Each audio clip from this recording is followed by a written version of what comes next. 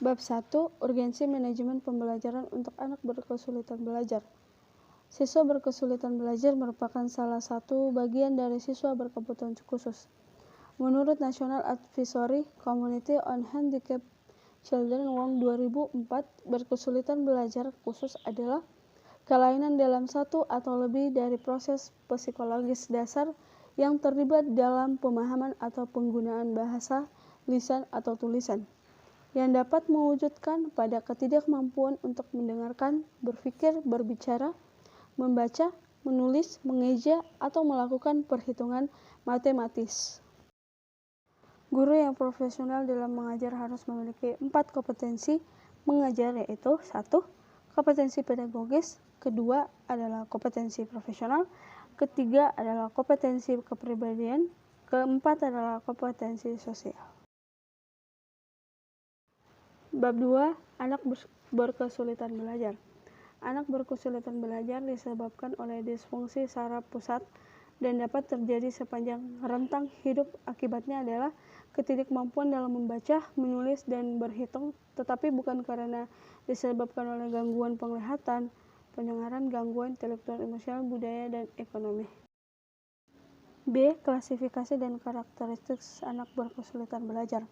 Klasifikasi anak berkesulitan belajar dilihat dari segi, yaitu segi perkembangan dan segi akademi. Segi perkembangan mencakup gangguan perhatian, emosi, persepsi visual dan motorik, gangguan proses berpikir dan bahasa. Sedangkan segi akademik mencakup disleksia, disgrafi, dan diskalkulia. Bab 3. Konsep manajemen pembelajaran. Pengertian: menurut Gregor R. Terry, manajemen adalah suatu proses kas yang terdiri atas tindakan-tindakan perencanaan, perorganisasian, penggerakan, dan pemanfaatan sumber daya manusia dan sumber daya lainnya. Tujuan manajemen pembelajaran: 1. Membuat siswa belajar semaksimal mungkin sesuai potensi yang dipunyainya. 2. Menghilangkan atau mereduksi hambatan-hambatan pembelajaran. 3. Pengaturan lingkungan fisik, sosial, dan emosional sehingga siswa dapat mendukung belajar siswa. 4. Membimbing siswa berdasarkan karakteristik dan kebutuhan mereka masing-masing. Fungsi manajemen pembelajaran: 1. Perencanaan pembelajaran. 2. Pengaruh tujuan pengajaran, mengacu kepada 3 domain, yaitu kognitif, afektif, dan psikomotor. 3. Pengelola kelas, berkaitan dengan pengelolaan siswa dan pengelolaan fisik. 4. Pembentukan jiwa kepemimpinan dalam pembelajaran. 5. Peningkatan mutu pembelajaran. Komponen-komponen manajemen pembelajaran. 1. Perencanaan atau planning adalah sebuah proses yang dimulai dari penetapan tujuan organisasi, menentukan strategi untuk pencapaian tujuan organisasi tersebut secara menyeluruh. 2. Pelaksanaan pembelajaran merupakan implementasi dari perencanaan, adalah suatu kegiatan memudahkan atau mengintegrasikan sumber atau potensi yang ada. 3. Evaluasi merupakan komponen terakhir dalam manajemen pembelajaran. Evaluasi secara spesifik berkaitan dengan proses pembelajaran dikemukakan oleh Hamalik 2001. Bab 4. Pembelajaran kooperatif. Bagian A. Pembelajaran kooperatif untuk anak berkesulitan belajar. Interaksi positif antara siswa reguler dengan siswa berkesulitan belajar tergantung kepada sikap dan kemampuan guru untuk mengelola lingkungan yang positif. Menurut Nielsen 2009, salah satu cara untuk mencapai hal tersebut adalah dengan menggunakan pembelajaran kooperatif untuk memfasilitasi interaksi kelompok kecil. Suasana yang mendukung tercipta ketika semua orang yang ada dalam kelompok bekerja sama untuk mencapai tujuan kelompok dan keberhasilan kelompok. Bagian B. Konsep dasar pembelajaran kooperatif. Pembelajaran kooperatif merujuk pada berbagai macam metode pengajaran di mana para siswa bekerja dalam kelompok-kelompok kecil untuk saling membantu satu sama lain dalam mempelajari materi pelajaran. Selain Slavin Gracia 1991 mendefinisikan pembelajaran kooperatif sebagai berikut.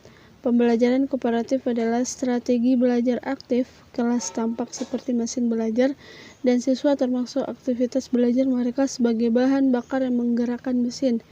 Siswa dikelompokkan oleh guru dalam 4-5 anggota dan satu tim. Siswa-siswi tersebut heterogen dalam kemampuan dan jenis kelamin mereka, tercampur antara kelas sosial, ras, etnis, dan agama.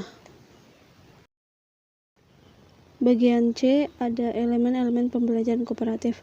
Menurut Giles and Eastman 2003, beberapa anak akan tunduk pada anak-anak yang lebih mampu dalam kelompok dan dapat mengambil alih peran penting dengan cara yang menguntungkan mereka dengan mengorbankan anggota kelompoknya.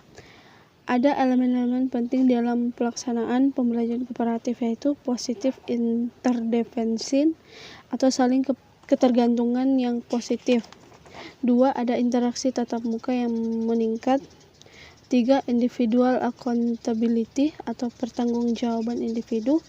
4. Ada collaborative skill atau kemampuan kerjasama. 5. Ada pemrosesan kelompok. Bagian D ada strategi dan teknik. 1. Perencanaan.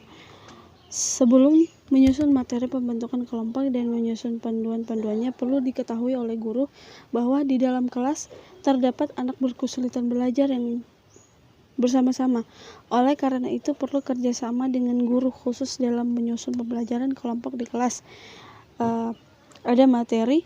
Persiapan pertama yang harus dilakukan oleh guru adalah menyiapkan materi yang harus diajarkan kepada siswanya. B. Ada membentukkan kelompok. Guru membentuk kelompok atau tim yang terdiri dari 4 orang, 2 orang laki-laki dan 2 orang perempuan. Tim tersebut haruslah heterogen, paling mudah mengelompokkan siswa berdasarkan jenis kelamin. C. Ada memberikan panduan pada kelompok. Dan 2. Pelaksanaan. Setelah guru mempersiapkan materi, kelompok dan anggotanya, dan panduan-panduan pelaksanaan pembelajaran kooperatif, tibalah pelaksanaannya di kelas. Apapun bentuk atau model pembelajaran kooperatif yang dipilih oleh guru, perlu diletakkan bahwa di antara siswa yang belajar terdapat anak berkebutuhan belajar. 3. Ada evaluasi. Evaluasi dilakukan pada saat proses pembelajaran berlangsung dan pada akhir pembelajaran. Pada saat pembelajaran berlangsung, guru dapat menilai keaktifan dan kerja sama dari setiap anggota kelompok. Guru dapat menggunakan lembar pengamatan skala perilaku untuk menilai perilaku siswa. Misalnya, siswa tidak mengajarkan tugas atau siswa terus-menerus meminta perhatian guru dengan skala mulai dari 0 atau tidak ada masalah sampai 4 terdapat masalah yang sangat serius. Tes pada akhir pembelajaran, guru memberikan tes untuk dikerjakan oleh masing-masing siswa. Pada sesi ini siswa tidak lagi bekerja secara kelompok, tetapi menyelesaikan sendiri tes yang diberikan oleh guru. Bagian E ada keuntungan-keuntungan. 1. Terjadi hubungan yang positif dengan siswa lainnya. 2. Banyak kesempatan untuk bertukar pendapat. 3. Meningkatkan kepercayaan diri terhadap kemampuan siswa. 4. Memperoleh pengetahuan. 5. Menghargai pendapat siswa. Dan 6. Pembelajaran tidak monoton.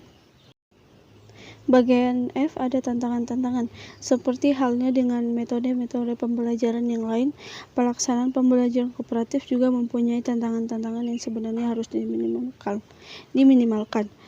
Tantangan-tantangan tersebut yaitu: 1. Tidak tepat bagi guru yang ingin menjadi pusat perhatian. 2. Membutuhkan waktu bagi guru untuk belajar. 3. Jika guru tidak mengorganisir dengan baik. 4. Membutuhkan persiapan awal untuk implementasi yang berhasil. Bab 5. Tutor sebaya. A. Pengertian tutor sebaya. Tutor sebaya adalah strategi yang melibatkan siswa sebagai tutor akademik untuk melayani tutor.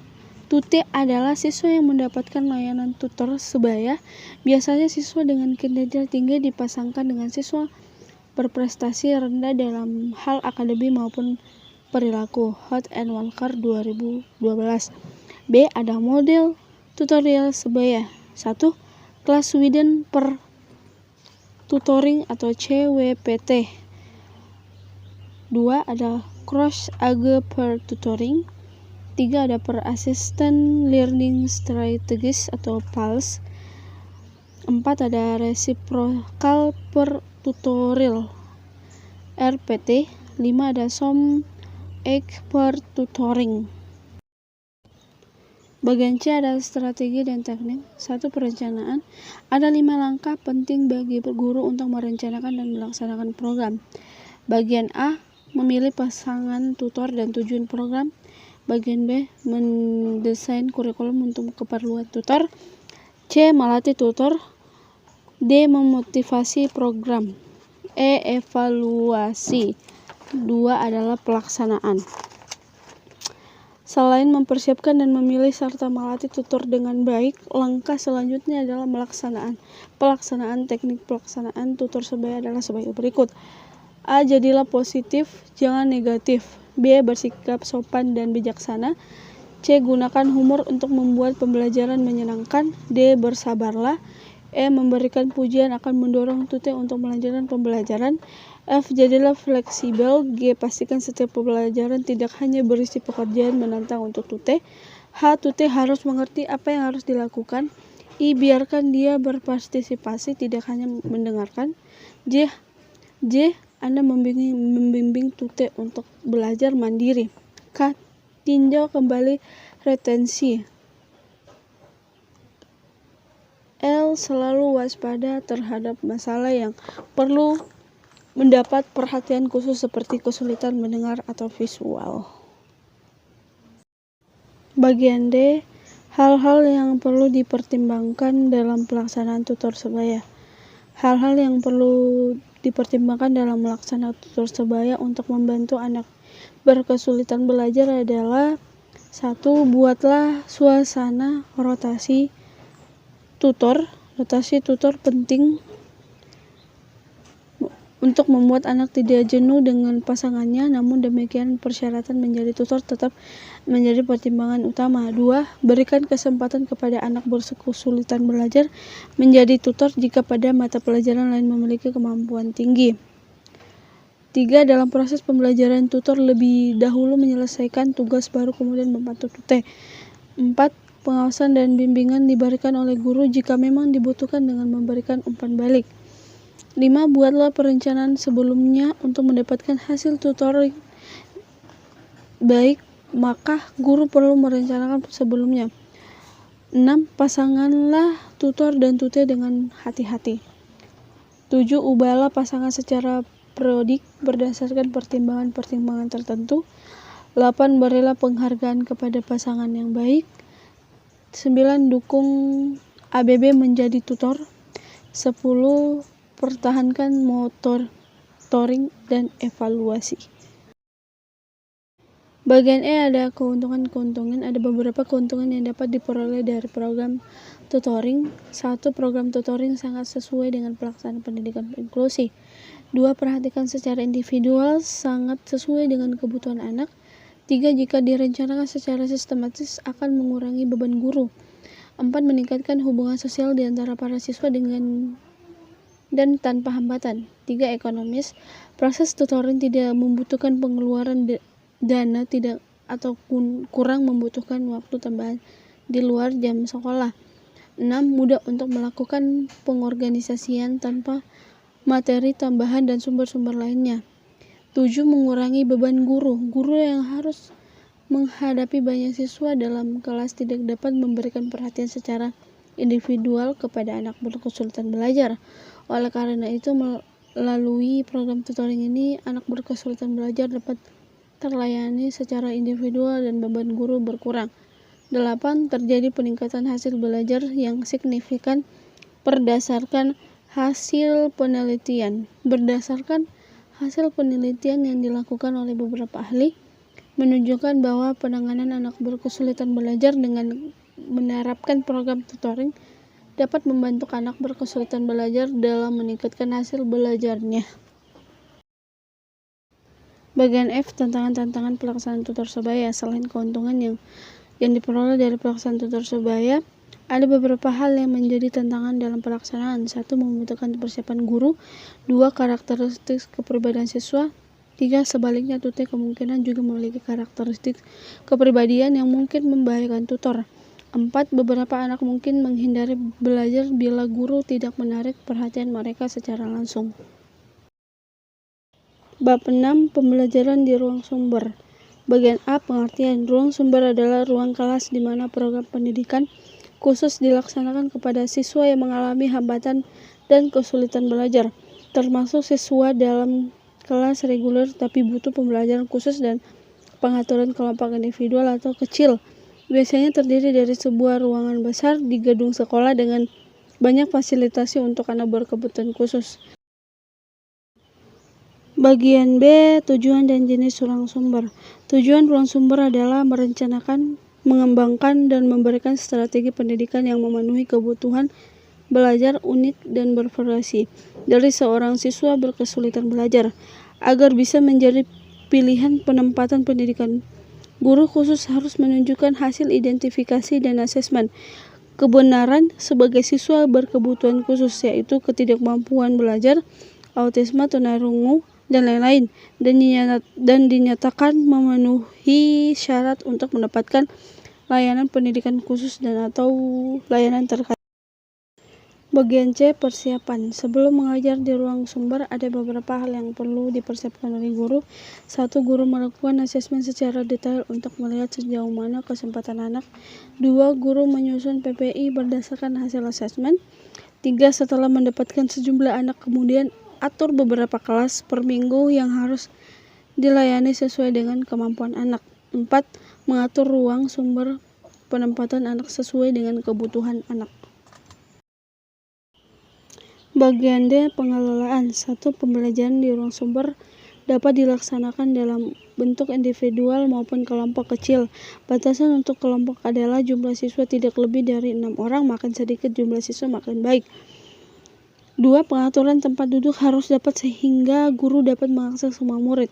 3. Pojok hadiah di mana anak bisa mendengarkan musik tidur-tiduran berada di pojok ruang sumber. 4. Ruang konsentrasi dengan warna abu-abu agar anak lebih mudah berkonsentrasi.